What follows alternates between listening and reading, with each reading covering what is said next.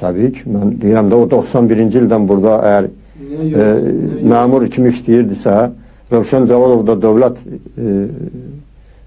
da kifayət qədər yüksək vəzifə tutan məmurdursa, o hər halda onu tanımamış olmazdı görünür. Amma mənim dediyim odur ki, Strateji Araşdırmalar Mərkəzinə Rövşən Cavadov Dəmirkolun təklifi ilə gəlmişdi. Rövşən Cavadovla mən mart ayının 14-də görüşmüşəm və görünür müəyyən şübhələri də yaradan əsasən budur.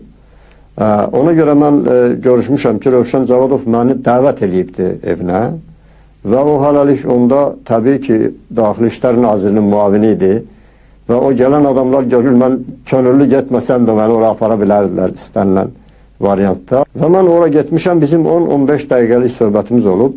Söhbətin məğzunla ibarət olub ki, Rövşən Cavadov məndən xahiş edib ki, Ağstafadan seçilmiş millət vəkili kimi, mümkündürsə mən Ağstafaya gedib, orada olan hadisələrlə tanış olub, baş vermiş hadisələrlə tanış olub, gəlib burada öz fikrimi söyləyib.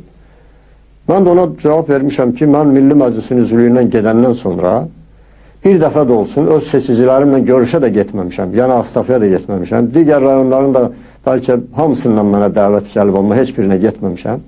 Ona görə ki, hətta Milli Məclisin üzvləri humanitar yardımla da rayonlara gedəndə iqtidar mütləq burada bir təxribat görür və deyir ki, mütləq orada gedib təxribat edirlər. Mir Mahmud bəylə, sonra Ədalət bəylə bir neçə dəfə baş vermiş bu hadisələr hamının yadındadır. Ona görə də mən dedim ki, mən oraya gedə bilmərəm. Bu baxımdan mən elə hesab edirəm, əvvəldən də hesab edirdim, indi də elə hesab edirəm ki, o Tofiq adının Tofiq Qasımova heç bir dəxli yoxdur.